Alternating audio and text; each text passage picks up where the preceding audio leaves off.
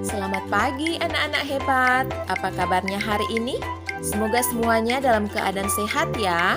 Nah, hari ini kita akan belajar kembali dari rumah bersama Ibu Mona Lisa. Kita masih belajar di tema 1, indahnya kebersamaan, subtema 1, keberagaman budaya bangsaku, pembelajaran ketiga.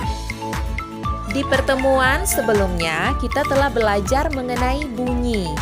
Nah, bunyi dapat merambat melalui media padat, media cair, ataupun media gas.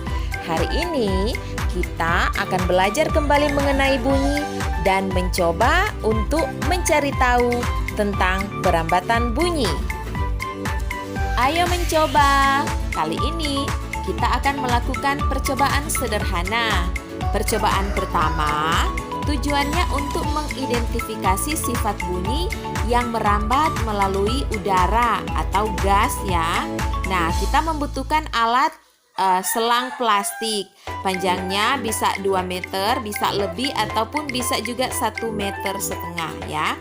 Langkah kerjanya, kalian akan memegang salah satu ujung selang dan meminta teman memegang ujung lainnya. Kemudian dekatkan ujung selang ke telinga kalian dan telinga teman kalian.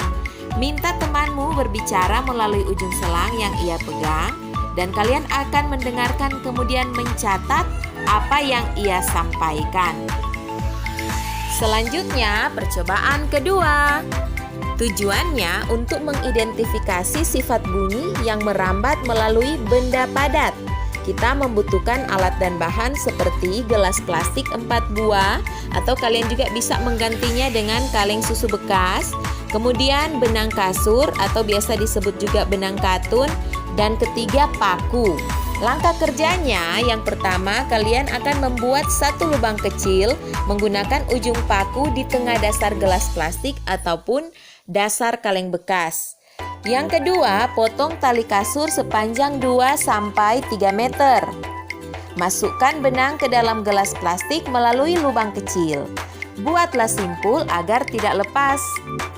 Kemudian berbicaralah dengan temanmu melalui telepon gelas plastik atau kaleng bekas susu ya. Sesudah kalian berbicara, langkah selanjutnya melepaskan benang dari gelas plastik.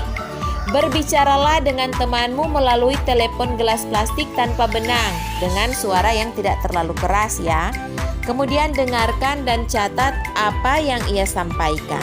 Berikan hasilnya kepada temanmu untuk diperiksa. Selanjutnya, percobaan ketiga.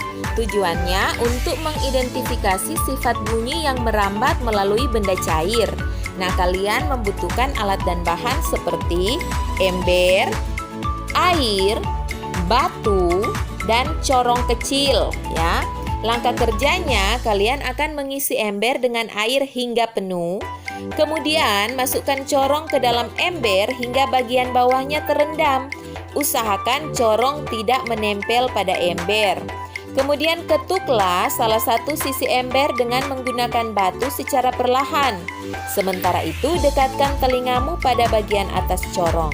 Dengarkan bunyinya dan catat hasilnya. Anak-anak hebat, bunyi merupakan gelombang yang perambatan arahnya sejajar dengan arah getarnya. Bunyi dapat terdengar jika memenuhi syarat. Pertama, ada sumber bunyinya. Kedua, ada media penghantarnya. Dan ketiga, ada pendengarnya. Nah, bunyi yang berasal dari sumber bunyi sampai kepada pendengar dengan cara merambat. Bunyi dapat merambat melalui media perantara udara, zat cair, dan benda padat.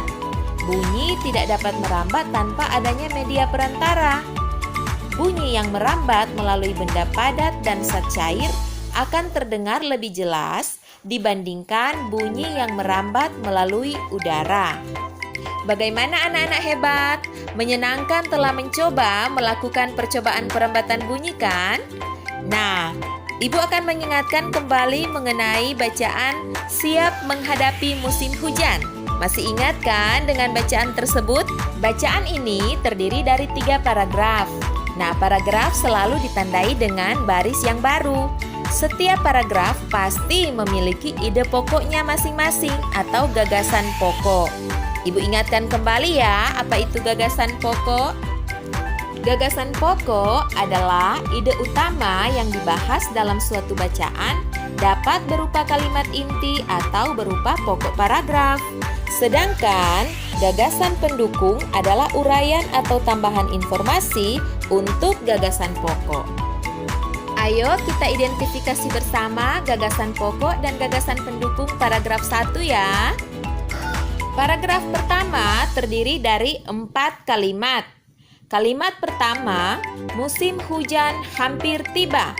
Kalimat kedua, warga desa Kampung Babakan berdiskusi untuk melakukan kerja bakti. Kalimat ketiga, mereka berencana membersihkan selokan. Kalimat keempat, mereka sepakat ketika selokan bersih, warga tidak akan kebanjiran. Nah, dari keempat kalimat ini, yang menjadi gagasan pokoknya terdapat pada kalimat pertama, musim hujan hampir tiba. Mengapa kalimat ini menjadi gagasan pokok pada paragraf pertama? Karena kalimat inilah yang menjadi inti atau pembahasan dalam paragraf 1. Karena musim hujan hampir tiba, sehingga di keterangannya kalimat kedua warga desa mulai melakukan diskusi. Dalam kalimat ketiga menerangkan bahwa setelah melakukan diskusi mereka mendapatkan rencana membersihkan selokan.